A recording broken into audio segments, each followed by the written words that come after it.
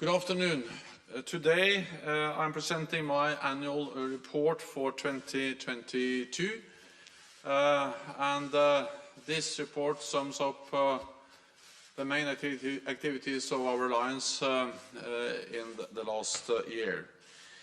2022 was a pivotal year for our security. Russia's illegal war against Ukraine is now entering its second year.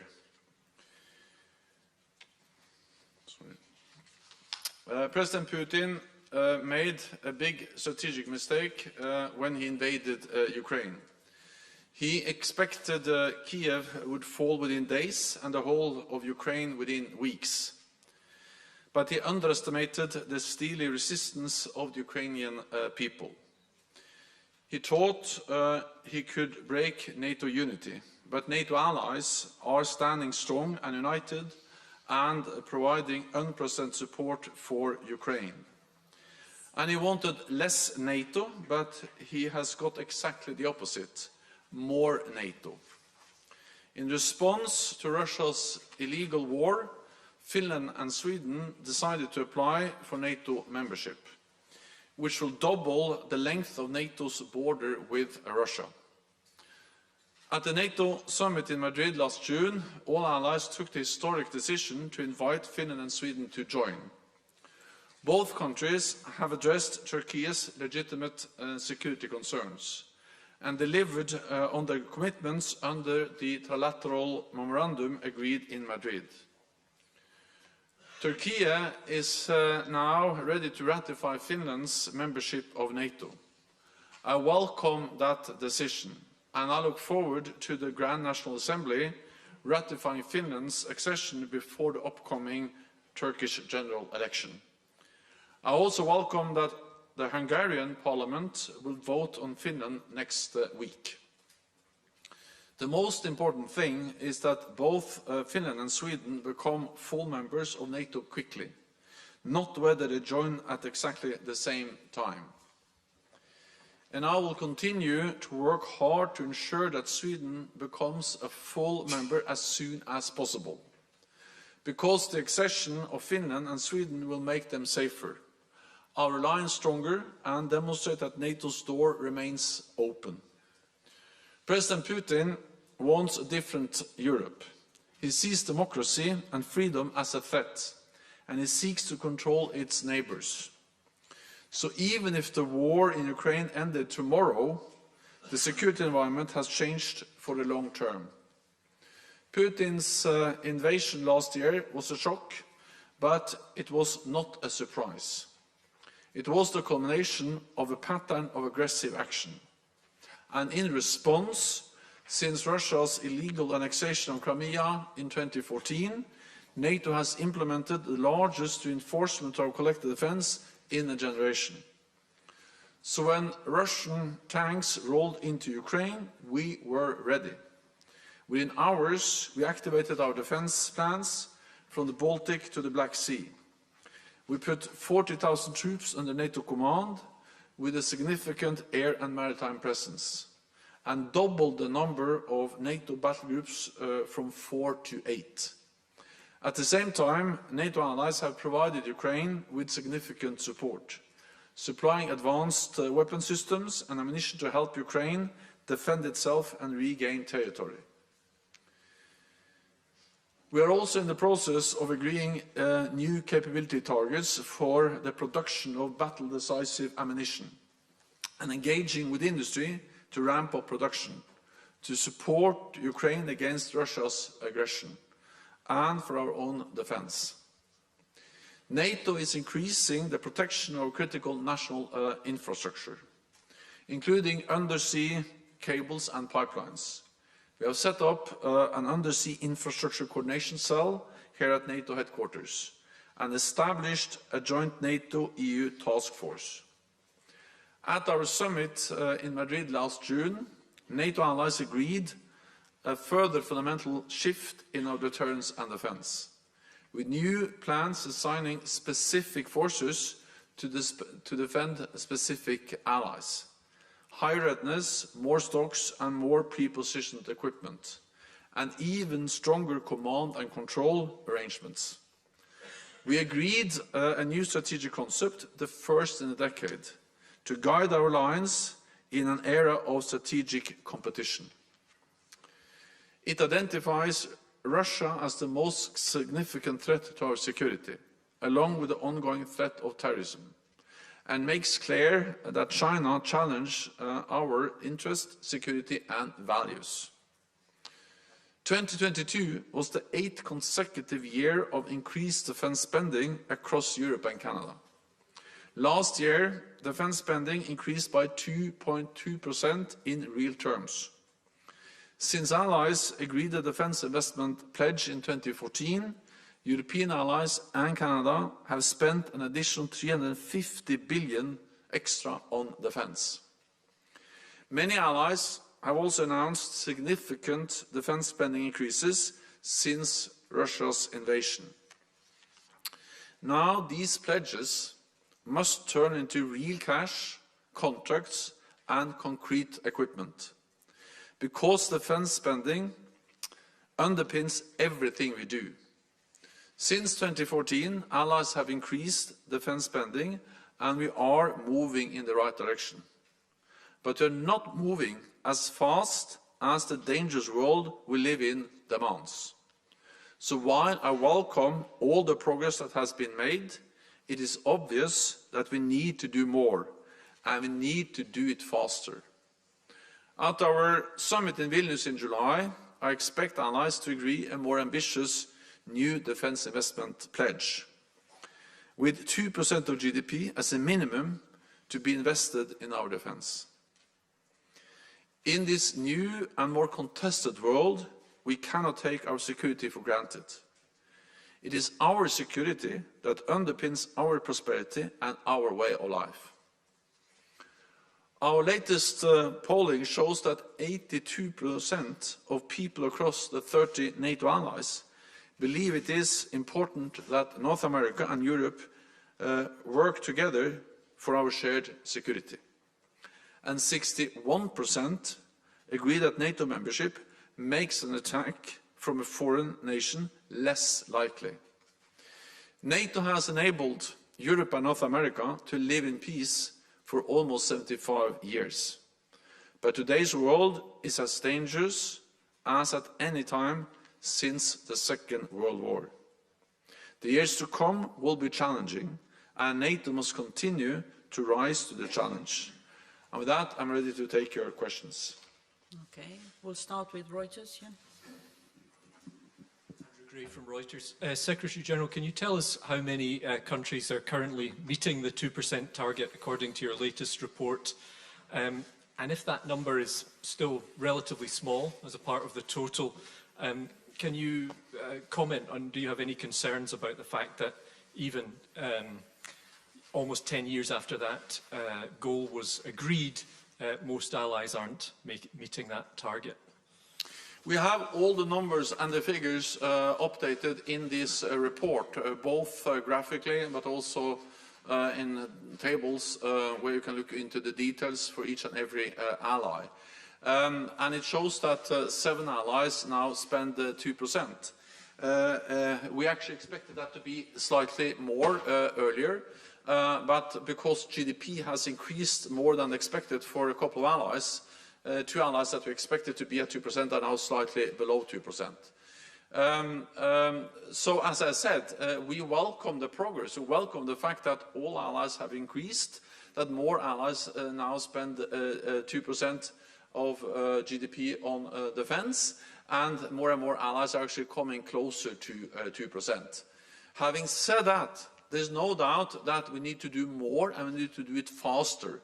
The pace we have when it comes to increased defense spending is not high enough.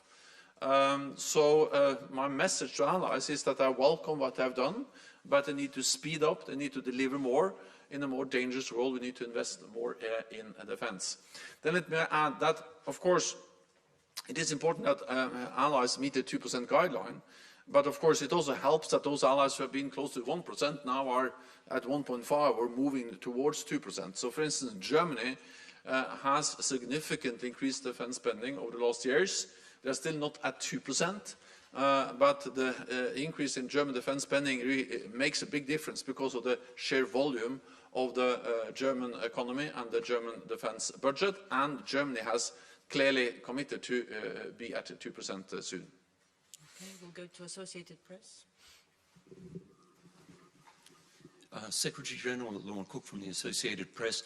You just met with the Hungarian foreign minister, and I understand from some remarks that he's made in Brussels that you intend to go ahead with a ministerial level meeting at some point, NATO-Ukraine, and I wondered why you've made that decision to go ahead despite what I understand to be existing Hungarian objections.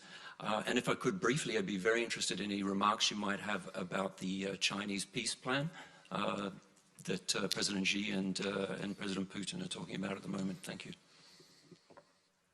First, on the peace plan. It is for Ukraine to decide what are acceptable conditions for any peaceful solution.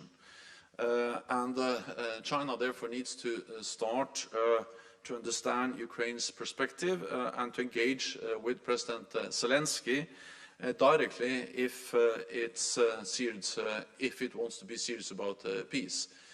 We also need to remember that China has not been able to condemn the illegal war of aggression by Russia against Ukraine. Having said that, of course, I will welcome any initiative, any plan that can lead to a just and sustainable peace. China's peace proposal includes some positive aspects and elements which I support. For instance, the importance of nuclear safety, of protection of civilians, and not least underlying the importance of sovereignty, territorial integrity and independence. And of course, any peace solution for Ukraine must be based on these principles, to the respect of the territorial integrity and sovereignty of Ukraine. And this is also the main element of the peace plan that President Zelensky put forward some months ago. And of course, any durable, lasting peace has to respect Ukraine as a sovereign, independent nation in Europe, in accordance with the UN Charter.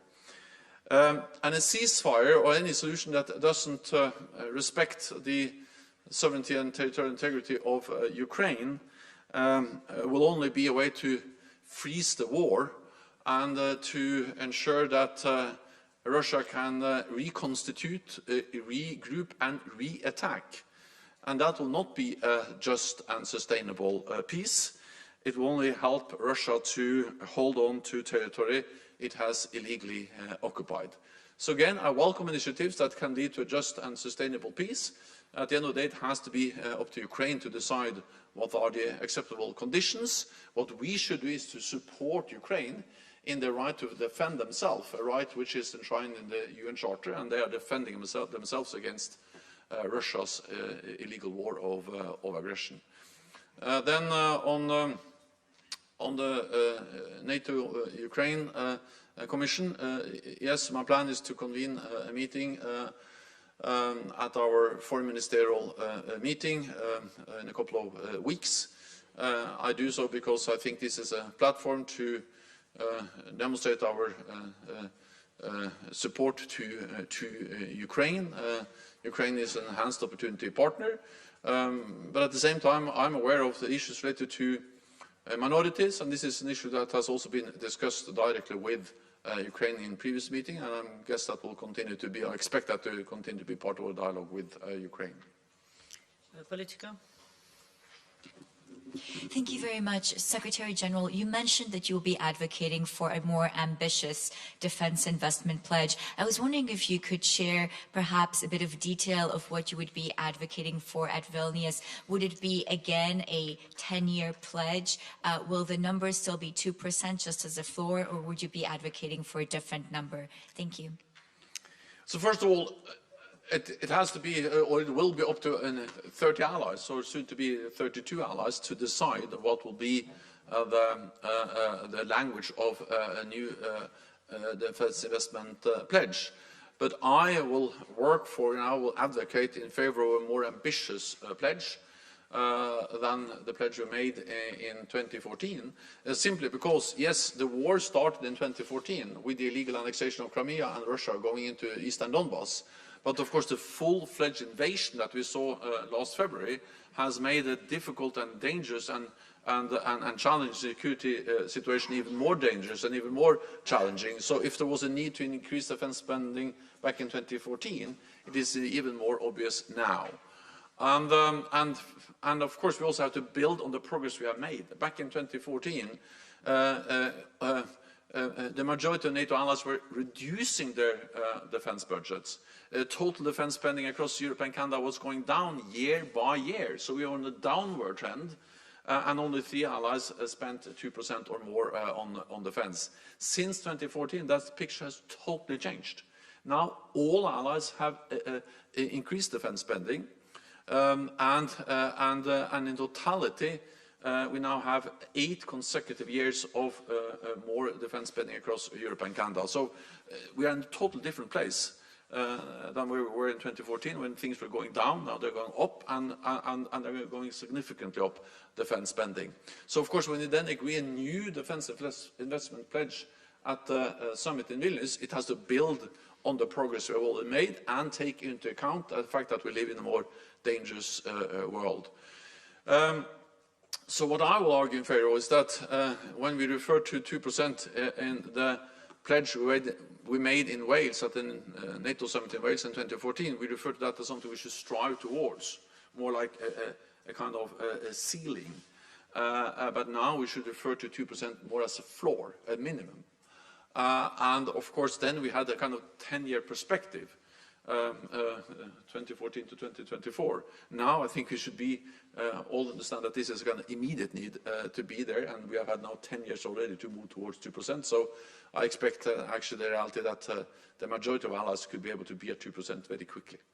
Agence France Presse, here. Yeah. Thank you very much, Secretary General. Just returning to the issue of China, do you have any more information on whether China is planning or is actually supplying arms to Russia for the war in Ukraine? And more specifically, what is your message to President Xi as he meets with a leader who is now accused of committing war crimes? Thank you. So first, we haven't seen any proof that China is delivering lethal weapons to Russia. But we have seen some signs that this has been a request from Russia, and that this is an issue that is considered in Beijing or by the Chinese authorities. And therefore our message has been that China should not provide lethal aid to Russia. That will be to support an illegal war and only prolong the war and support the legal invasion of Ukraine by Russia. That's something that China, of course, not should do. Then, of course, the meeting that takes place in Moscow is part of a pattern we have seen over the last years, where China and Russia are coming closer and closer. We have to remember that just a couple of weeks, or a few weeks before the invasion last February, President Xi and President Putin met in Beijing, where they signed a joint declaration promising each other a partnership without any limits. And we see how China and Russia are coming closer and closer in the military domain. They have joint exercises, joint patrols, naval and air patrols, in the economic domain and also in the political and diplomatic domain. So the meeting in Moscow is part of that pattern where China and Russia are working more and more closely and building a stronger and stronger partnership. Slovenian TV over there, yeah. Igor Juric, Slovenia, over there. Slovenian television. Secretary General, just a short question.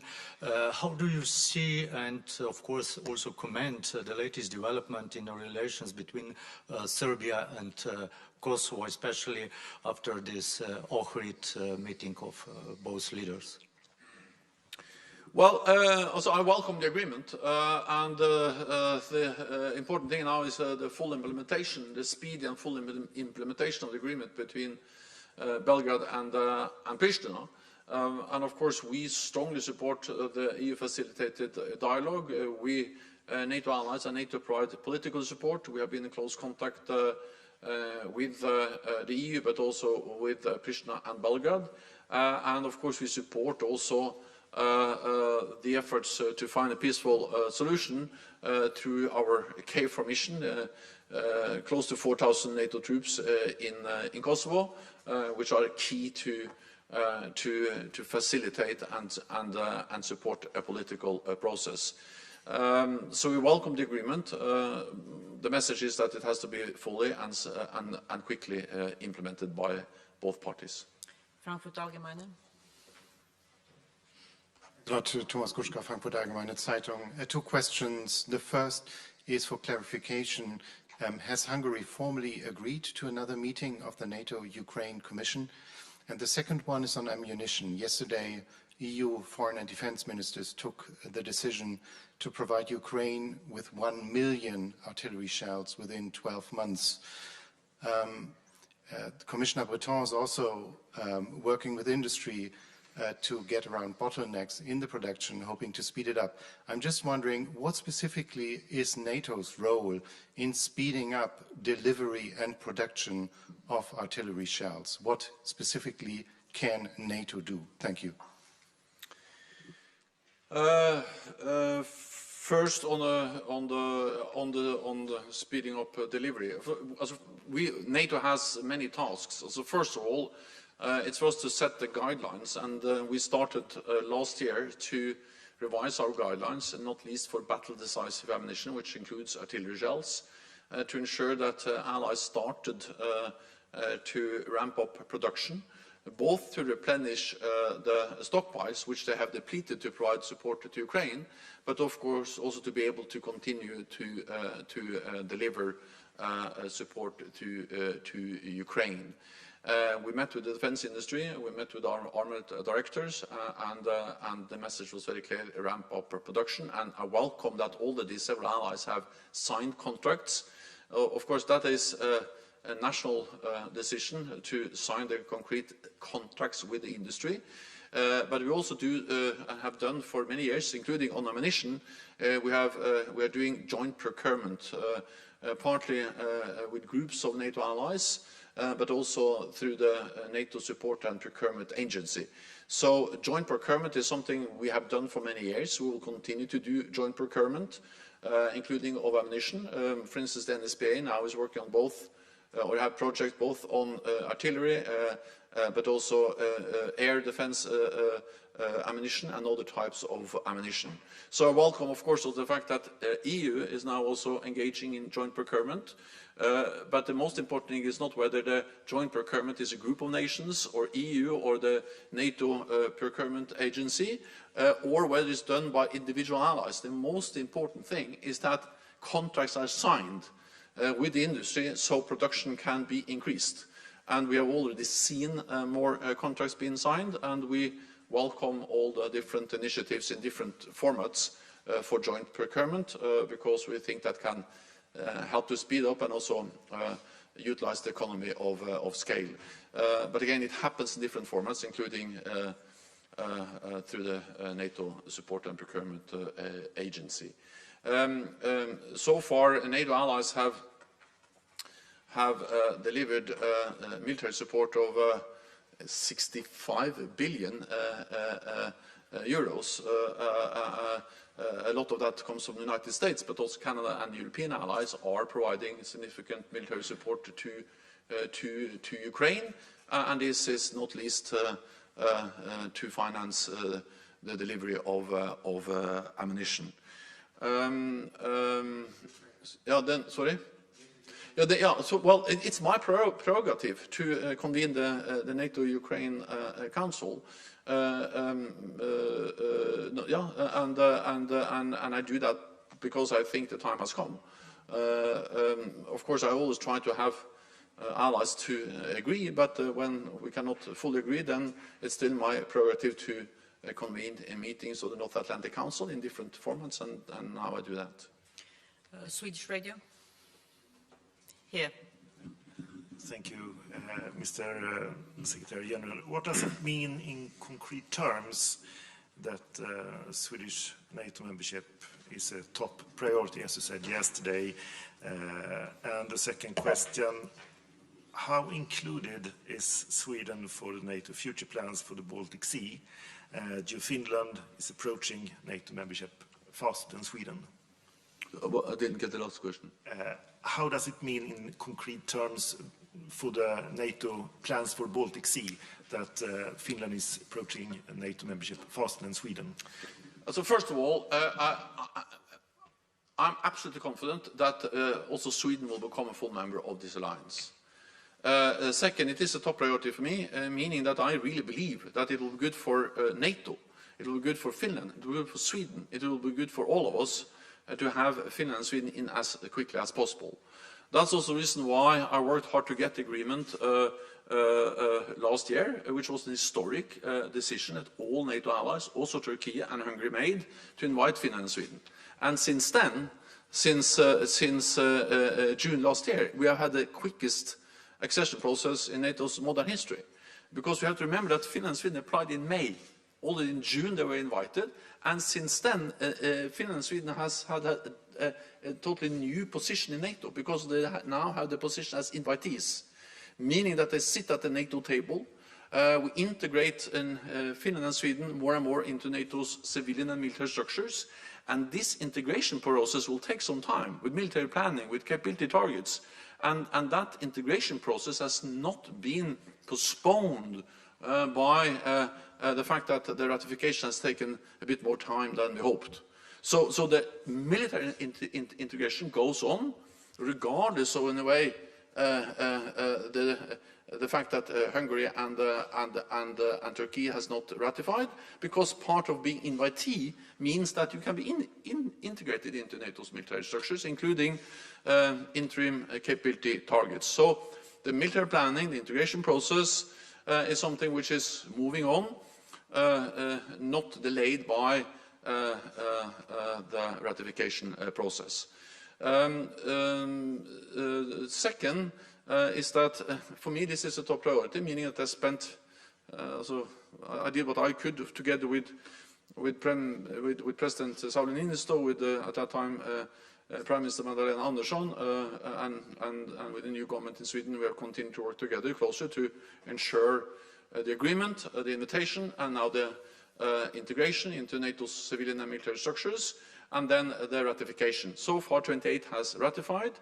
I went to Ankara, I think it's now 3-4 weeks ago. We had a good meeting with President Erdogan. That was the meeting where he made it clear that he is ready to, or Turkey is ready to ratify Finland, and I welcome that we now see progress on the ratification of Finland, and hopefully that will happen very soon.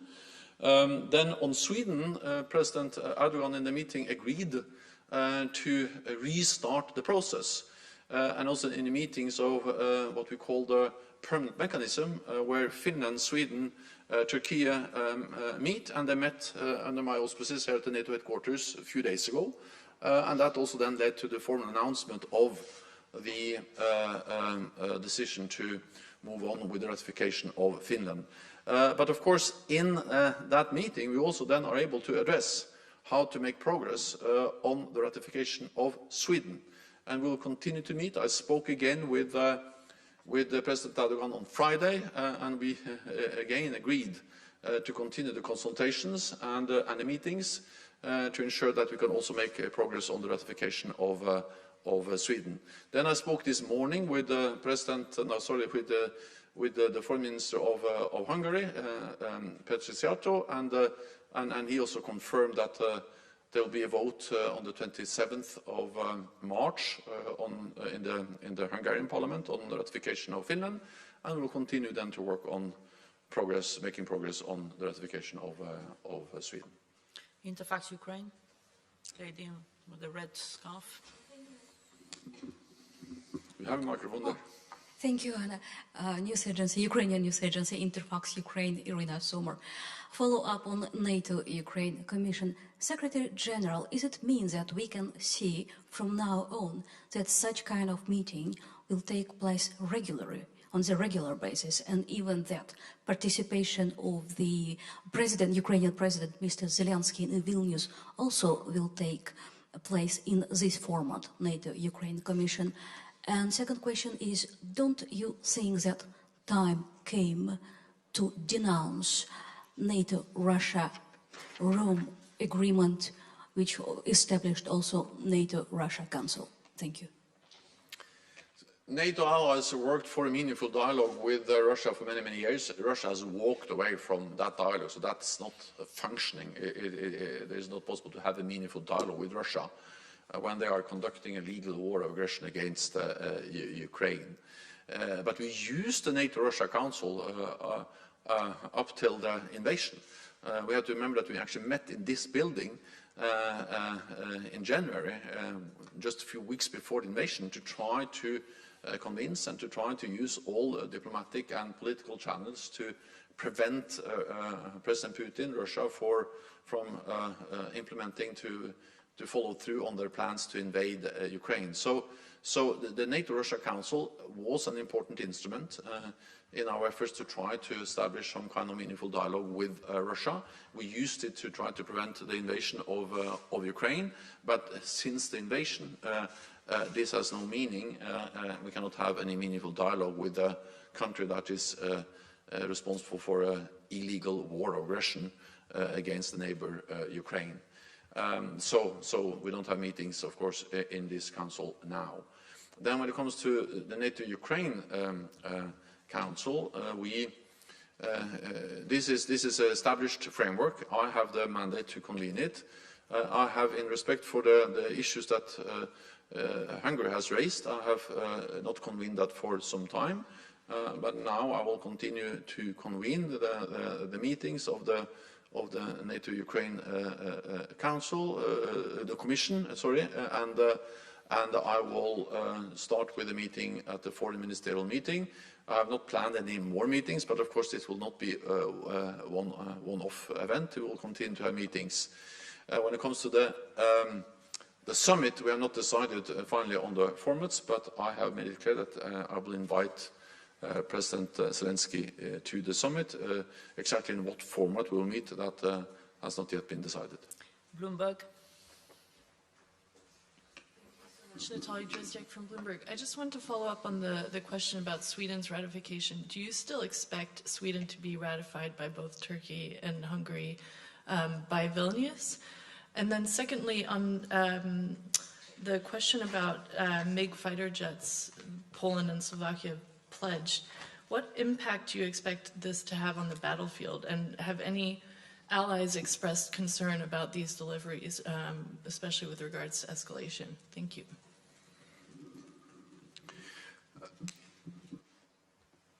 Well, on Finland, based on what has been announced both from Hungary and Turkey, the two allies that have not yet ratified the Finnish accession protocol, I expect that they can become members before the Turkish election, because Hungary has made it clear that they will vote on this in the Hungarian Parliament on the 27th of March. So that's I base what I say on what they have publicly said and also told me, and also Turkey has made it clear that the plan is to ratify before the Turkish Parliament goes into recess ahead of the Turkish election. Of course, I cannot guarantee on behalf of national parliaments. At the end of the day, it's national parliaments that make the decisions. And I've been a parliamentarian and also prime minister myself. I'm always very careful not speaking on behalf of parliaments. Parliaments are sovereign bodies. They make their own decisions, but at least that's what has been announced. And based on those plans and those announcements, Finland will be a member very soon and before the Turkish elections or before the Turkish parliament goes into recess based on what they have said. Then on Sweden, I will not give you any exact dates. But I'll just tell you that this is a top priority, and I will work hard to ensure that also Sweden becomes a full member and that the ratification process can be finalized as soon as possible. That's the reason why I traveled to Ankara. That's the reason why I also spent some time in Stockholm, in Helsinki, and also convened the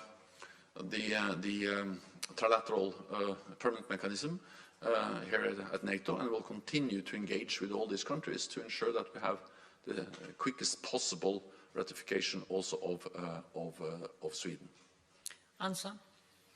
Gentleman, glasses? Yeah, thanks.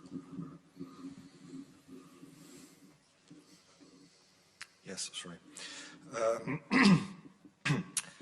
Secretary General, in the Mediterranean, migration is reaching a level unseen since the 2015 crisis.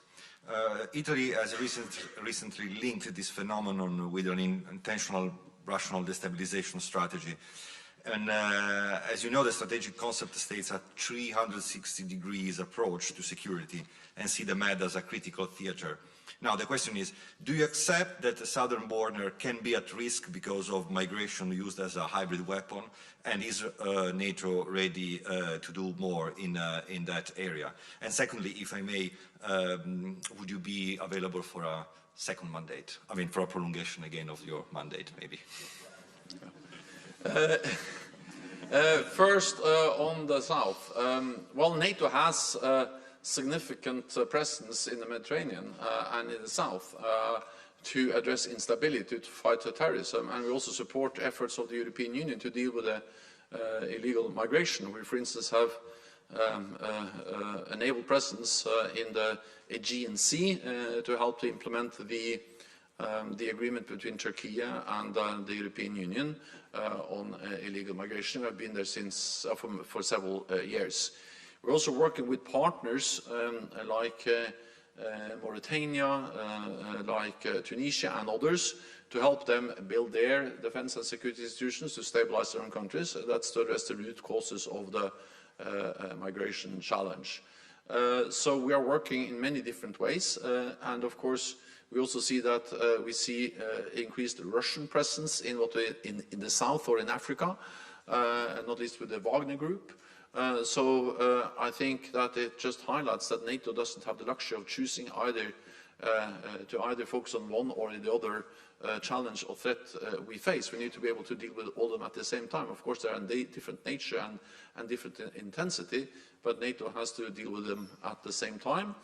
Also, a lot of what we do on critical infrastructure is also related to the south. There are cables, there are undersea infrastructure also in the Mediterranean. But of course, NATO is a military alliance. We have our tools, then the European Union, national nations have other tools.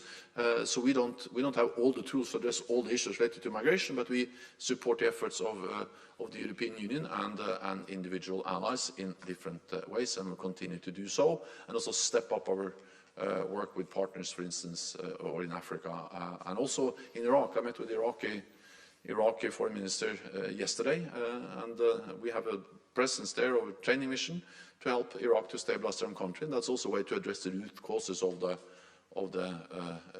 illegal migration. Imedi, Georgia. Thank you very much. Mr. Secretary General, two questions about Georgia. First, as we are waiting for Vilnius summit this summer, and for more support from NATO, what can you tell us more about it and overall evaluation of 2022? And also, can you comment on recent developments in Georgia? I mean, presentation in Georgian Parliament, foreign agent draft, and in 2 days it was voted down.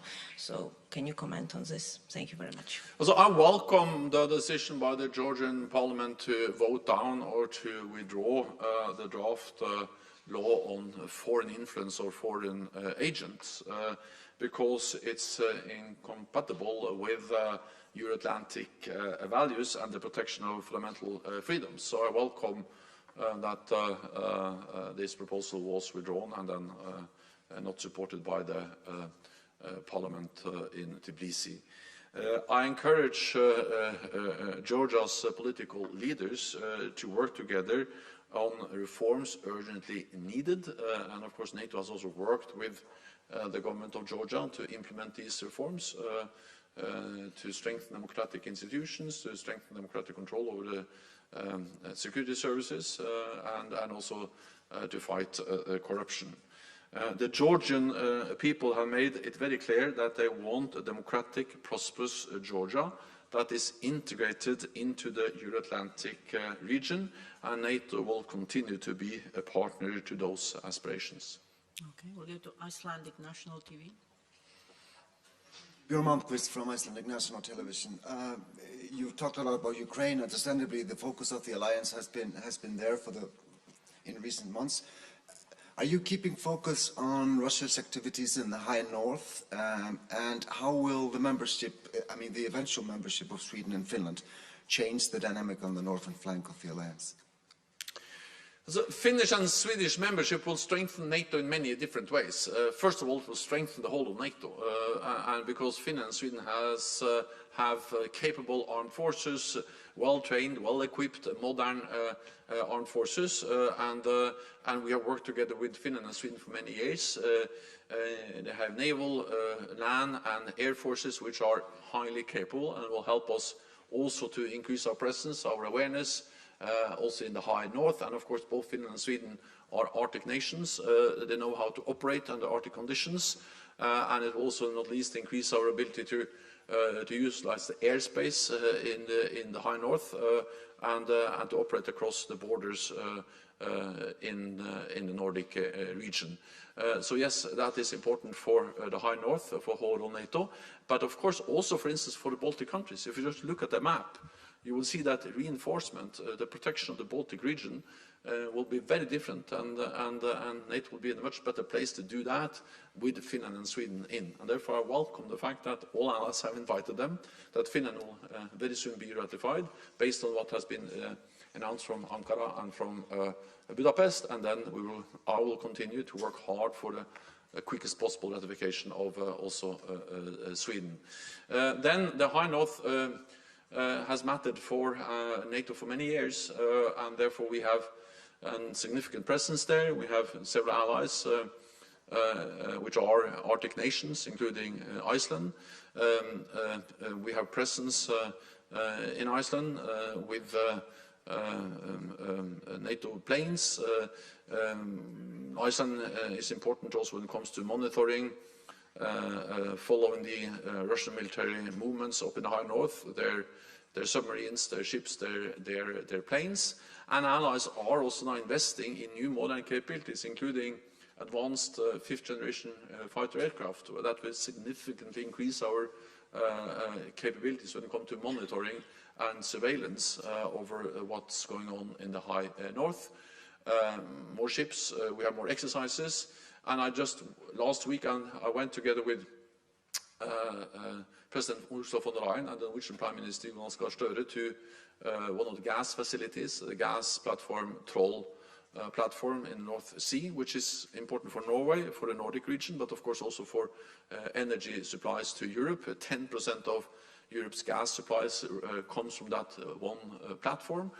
So of course when NATO also stepping up what to do to protect critical infrastructure, that is also very much about the high north. Yes, high north has been, will continue to be of great importance for NATO. Let me also add that climate change will make the high north even more important. The ice is melting, it's possible to operate there more throughout the year, and that will also increase the strategic importance of the high north. Thank you very much. I know there are more questions, but this is all we have time for now. However, you can pick up a hard copy of the annual report on your way out, and hope to see as many of you as possible at the annual media reception. Thank you. Okay.